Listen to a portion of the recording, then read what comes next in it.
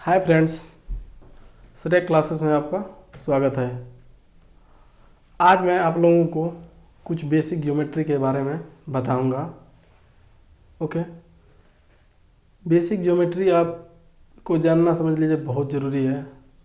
हर एक competitive exam में SSC CGL हुआ, यूपीएससी हुआ, यूपीपीसीएस हुआ, कोई रेलवे या फिर कोई भी रेलवे में ग्रुप डी का एग्ज़ाम हुआ, किसी भी कॉम्पिटिटिव एग्ज़ाम में आजकल ये क्वेश्चन आते हैं और बच्चे जो बेसिक नहीं जानते हैं वो क्वेश्चन को कर नहीं पाते हैं।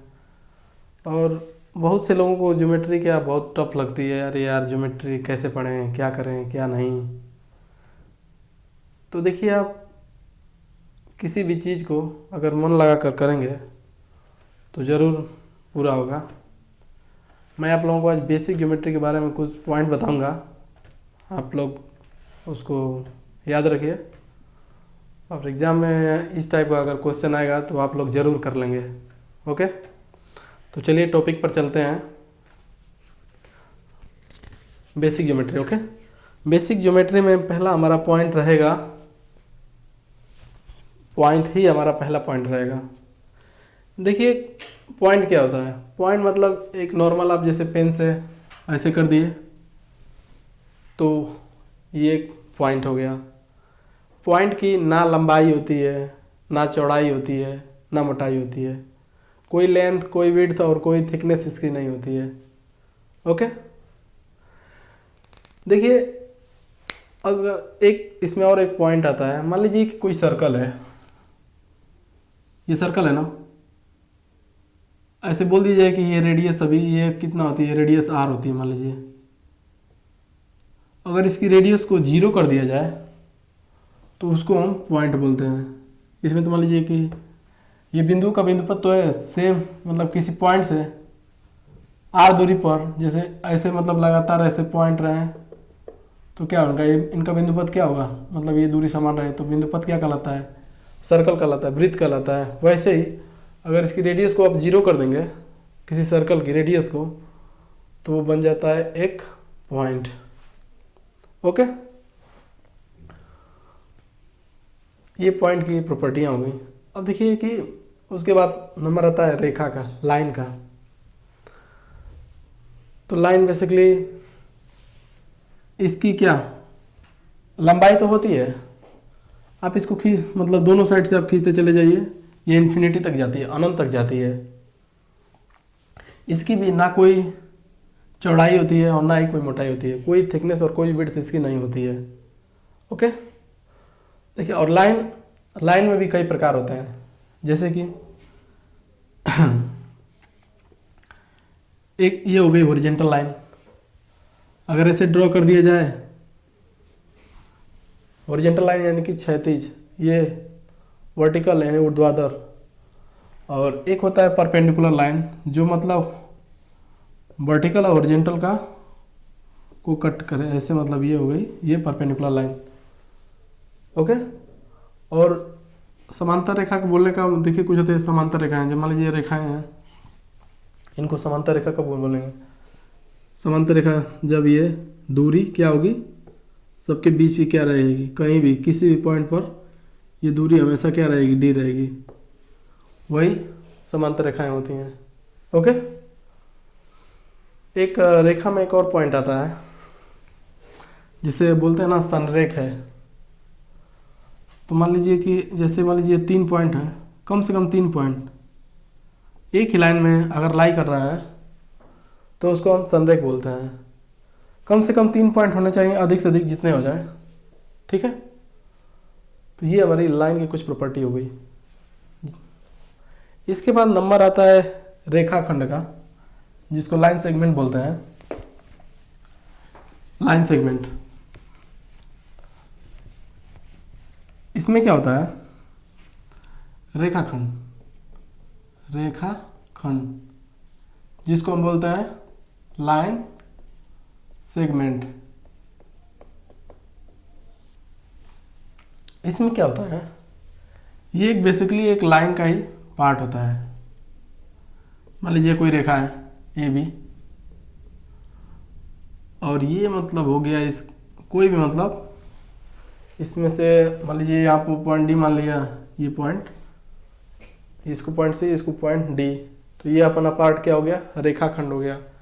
ये एक लाइन ही होती है, लेकिन ये लाइन का एक पार्ट होता है रेखाखंड। ओके, ये हमारा बेसिक हो गया। उसके बाद चलते हैं रे की तरफ। रे मतलब किरण, जिसको बोलते हैं किरण। जैसे मान लीजिए कोई टार्च है, ओके, जैसे लाइट बार दिया जाए तो यहाँ पर किरणें निकलने लगती हैं, उजाला फैलने लगता है। लेकिन क्या है, इसमें एक बिंदु तो फिक्स रहता है जहाँ से लाइट निकलती है, लेकिन एक जो बिंदु रहता है ये फिक्स नहीं रहता, ये इन्फिनिटी तक जा सकता है, अनंत तक जा सकता है। ओके, ये भी एक क्या होता है, रेखा का ही पार्ट होता है। ये हमारा था बेसिक पॉइंट, रेखा, रेखाखंड, एक्सरे। ओके, इसके बाद हम देखेंगे एंगल के बारे में।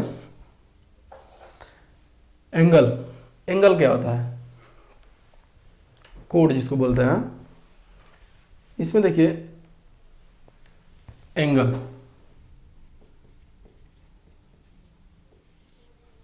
जिसको बोलते हैं हम लोग कोण। ओके, तो मान लीजिए कि ऐसे ये दोनों क्या है, रे हैं, किरण है, और किसी एक ही वेनिस्ट पॉइंट से निकलती हैं, तो ये जो इनके बीच का जो ये बनता है, इसी को हम लोग बोलते हैं कोण। इसको थीटा से रिप्रेजेंट करते हैं। इसको हम लोग बोलते हैं शीर्ष बिंदु, शीर्ष बिंदु, या फिर बोलते हैं इंग्लिश में common starting point, common starting point, इसको हम लोग बोलते हैं। ओके, ये हमारा हो गया एंगल। अब सीखते हैं कि कोण मतलब एंगल के कितने टाइप ऑफ एंगल, कितने प्रकार के कोण होते हैं, कोण कितने प्रकार के होते हैं। देखिए, एक होता है बेसिकली न्यून कोण, न्यून कोण, जिसको एक्यूट एंगल बोलते हैं, एक्यूट एंगल। ये एंगल ऐसा होता है, ये थीटा 0 से 90 के बीच क्या होता है, लाई करता है, लेकिन 90 नहीं होता है। मतलब 90, 0 अंश से बड़ा और ये 90 अंश से छोटे कोण को हम लोग न्यून कोण बोलते हैं। ओके, और एक होता है समकोण, जिसको बोलते हैं, एक होता है समकोण, जिसको हम बोलते हैं राइट एंगल।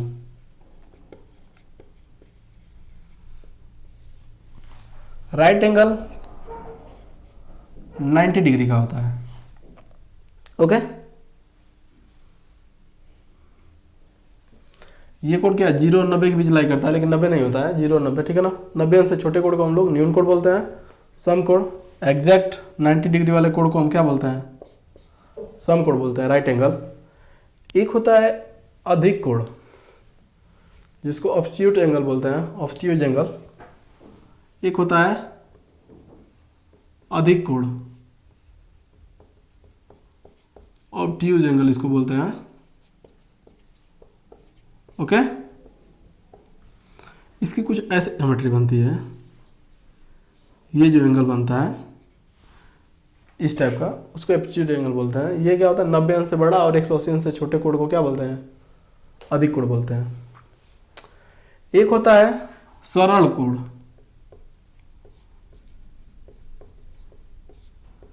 जिसको बोलते हैं स्ट्रेट एंगल।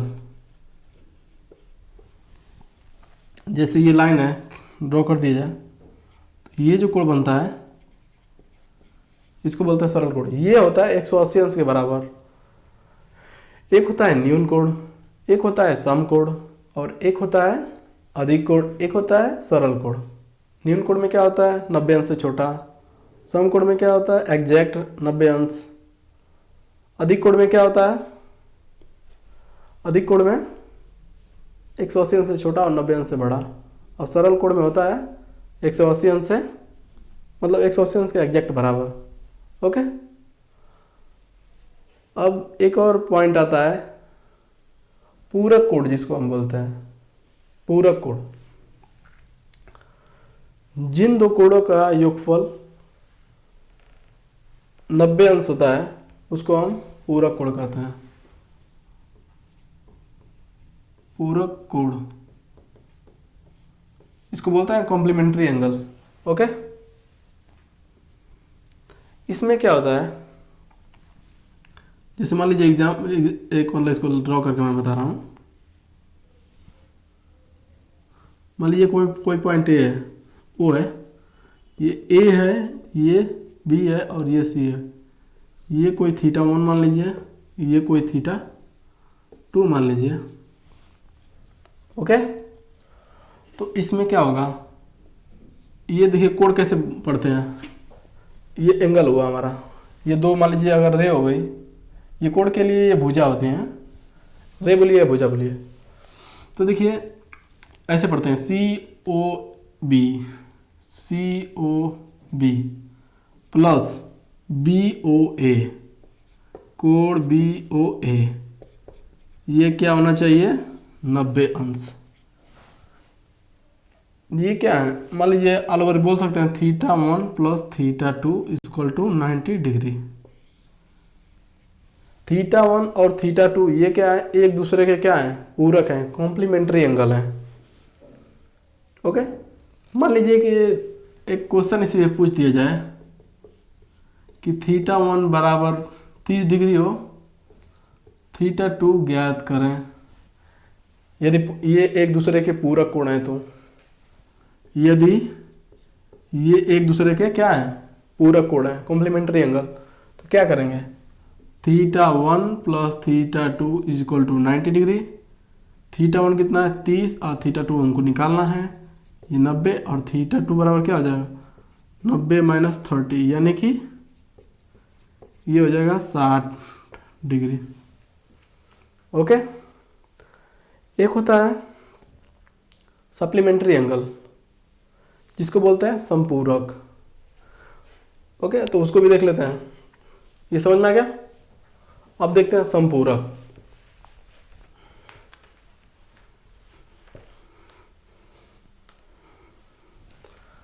एक होता है संपूरक,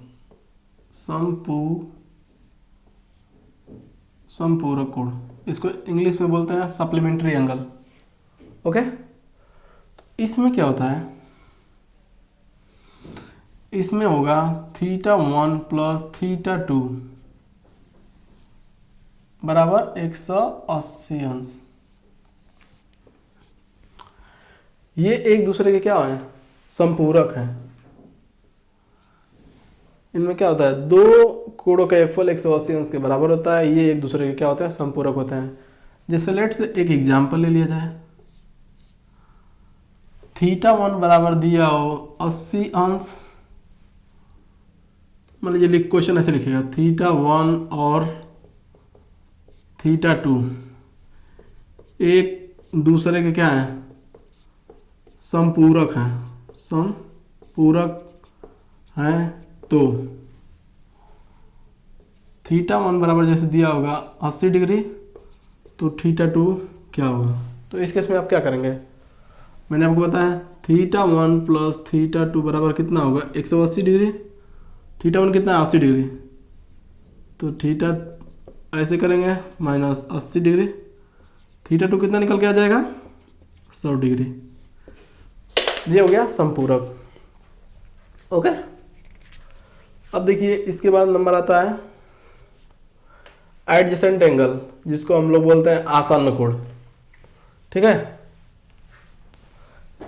एडजेसेंट एंगल इसको बोलते हैं आसन्न कोण। जैसे मान लीजिए कि ये एंगल है, ये कोई पॉइंट है ए है, मान लीजिए ये कोई रेखा है ओ है और ये कोई ओ बी है। यदि इसमें कोई ओवेनिस्ट कोई एक कॉमन लाइन ड्रॉ की जाती है, मान लीजिए कोई लाइन सी है, तो ये मान लीजिए कि अगर ये एंगल थीटा 1 है और ये एंगल थीटा 2 है, तो थीटा 1 और थीटा 2 को हम क्या बोलते हैं? एडजेसेंट एंगल बोलते हैं। ओके। अब एक होता है शीर्षाभिमुख कोण, इसको हम लोग बोलते हैं वर्टिकल एंगल। वर्टिकल एंगल किसको बोलते हैं? मान लीजिए दो लाइन अगर एक दूसरे को कट करती हैं, तो ये एंगल और ये एंगल, जैसे ये हो गया थीटा 1 और ये हो गया थीटा 2, और मान लीजिए लेटेस्ट से ये हो गया थीटा 3 और ये हो गया थीटा 4। तो थीटा 1 और थीटा 2 ये क्या है? शीर्षाभिमुख कोण है, वर्टिकल एंगल है। और थीटा 3 और थीटा 4 क्या है? ये भी क्या है? वर्टिकल एंगल है, यानी कि शीर्षाभिमुख कोण है। और शीर्षाभिमुख कोण की प्रॉपर्टी होती है थीटा 1 बराबर थीटा 2 और थीटा 3 बराबर थीटा 4।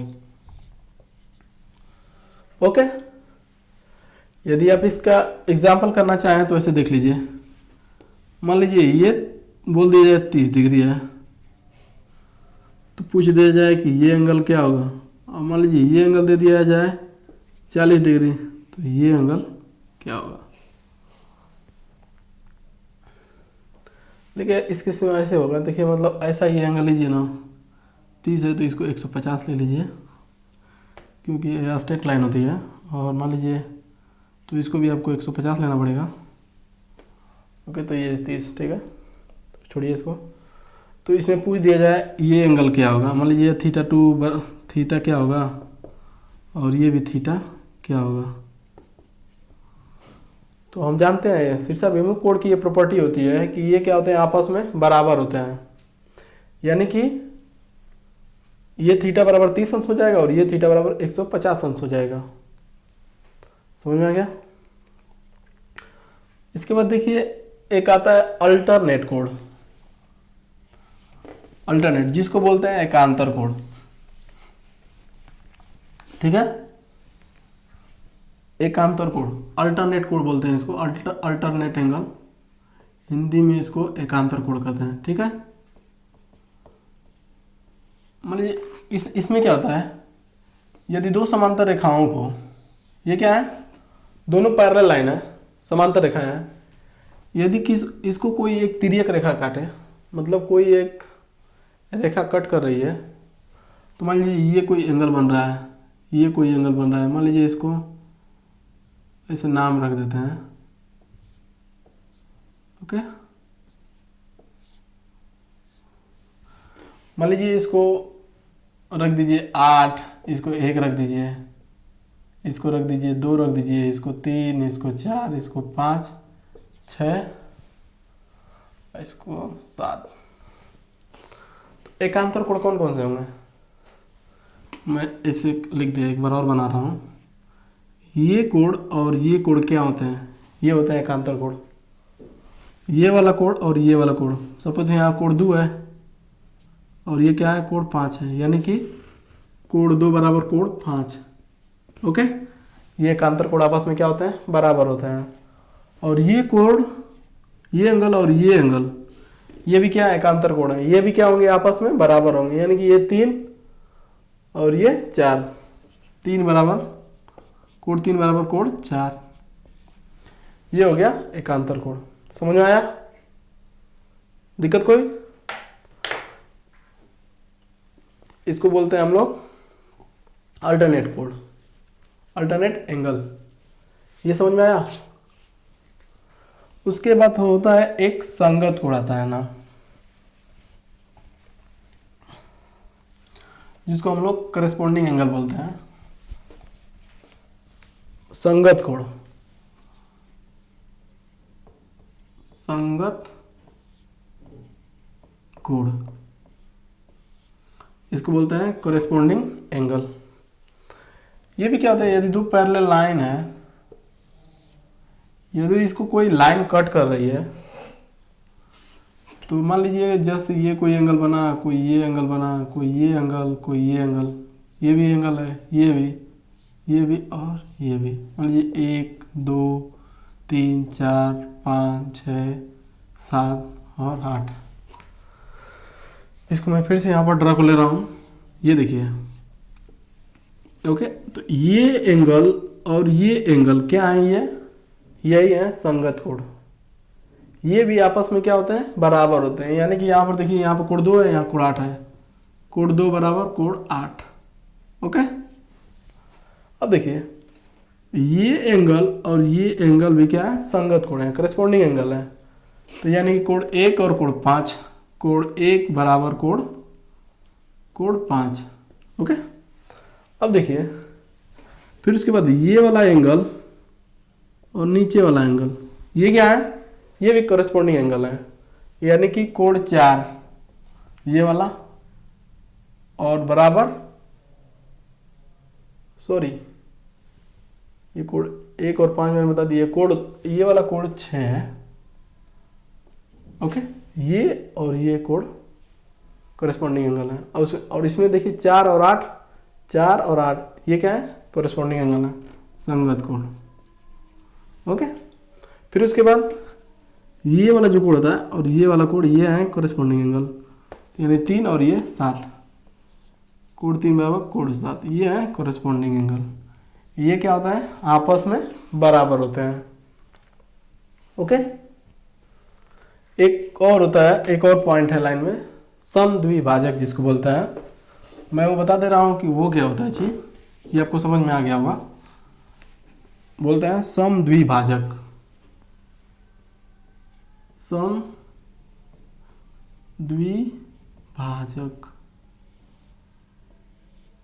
इसको क्या बोलता है, जैसे मान लीजिए कि ये कोई एंगल बना है θ1, समद्विभाजक मतलब ये ऐसे जाए और थीटा को क्या कर दे, थीटा को कर दे θ1 प्लस θ2, ये तोड़ दे θ1 प्लस ये θ2 में, और क्या हो θ1 बराबर θ2 हो, तो